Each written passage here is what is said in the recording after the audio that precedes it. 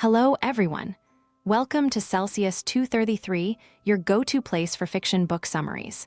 Today, we will get lost in the pages of The Battle of the Labyrinth by Riordan. The Battle of the Labyrinth, 2008, is the fourth book in Riordan's Percy Jackson and the Olympians series.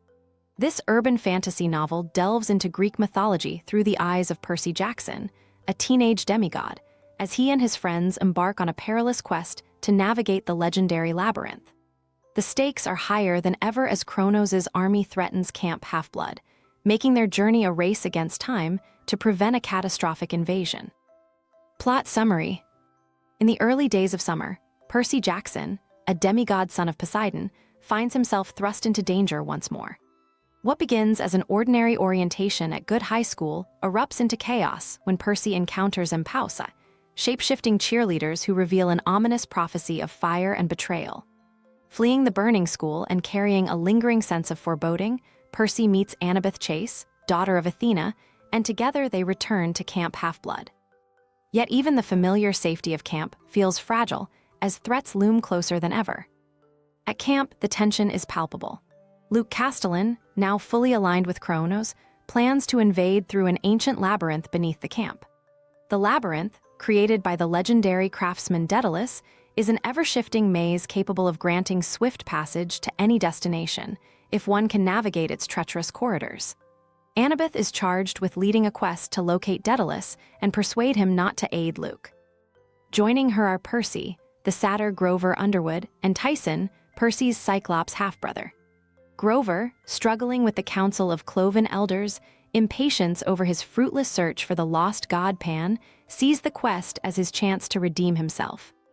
The group descends into the labyrinth, a disorienting and perilous underworld filled with monsters, traps, and illusions. They face trials that test their resolve and teamwork, including encounters with malevolent creatures such as the embark and flesh-eating sheep. Each twist and turn of the labyrinth brings new threats, but also unexpected allies. Along the way, they meet Briars, a 100-handed giant imprisoned by fear. Tyson's earnest belief in Briar's worth inspires the giant to reclaim his courage and join the fight. Their journey is complicated by Nico D'Angelo, a son of Hades consumed by grief and anger over his sister Bianca's death. Nico's misguided attempts to resurrect her threaten to unleash dangerous forces, and he harbors resentment toward Percy for failing to protect her. Nico's presence in the labyrinth underscores the emotional and moral dilemmas the group faces, as Percy grapples with guilt and the burden of his own destiny. The quest leads them to the Forge of Hephaestus, where they uncover Luke's growing army and a horrifying weapon in progress, the body of Kronos himself, slowly reassembling in a golden sarcophagus. Their discovery confirms the stakes are higher than ever. However, their intrusion triggers the awakening of a massive automaton dragon, forcing the group to flee with their lives. As they delve deeper into the labyrinth, Annabeth's admiration for Daedalus's genius becomes a point of tension.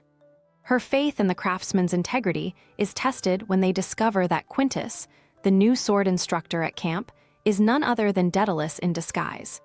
Having extended his life through the construction of an automaton body, Daedalus has grown weary and disillusioned.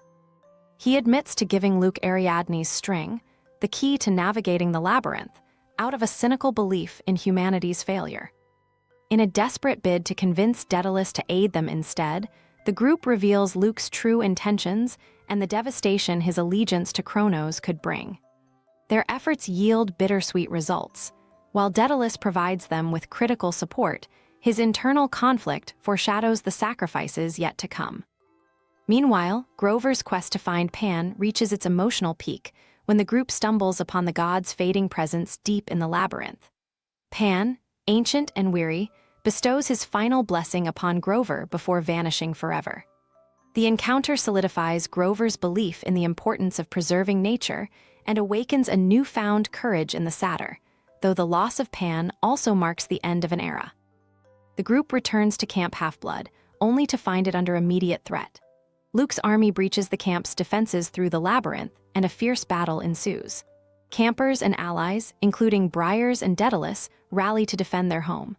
In the heat of the confrontation, Daedalus confronts the weight of his past choices.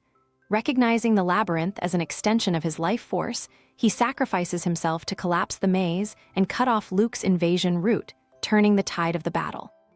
Though the camp survives, the victory feels fragile. Kronos, now resurrected within Luke's body, poses a growing threat. The prophecy surrounding Percy looms larger, casting shadows of doubt and fear over what lies ahead. Nico, having reconciled some of his anger, departs with the promise of aiding Percy in the battles to come. As the summer wanes, Percy reflects on the labyrinth's many lessons: the courage it takes to confront fear, the cost of loyalty, and the resilience needed to face an uncertain future. Amidst the lingering tension, there is also hope, a testament to the enduring strength of friendship and the determination to protect what matters most. That's it for today, but if you're craving more, dive into the rest of Percy Jackson and the Olympians series by Riordan. The details are in the description, or just search on Celsius 233. Remember, while our summaries capture the essence, they can never replace the full experience of reading the book. If this summary intrigued you, consider diving into the complete story, buy the book, and immerse yourself in Riordan's original work. Bye-bye, take care, have fun.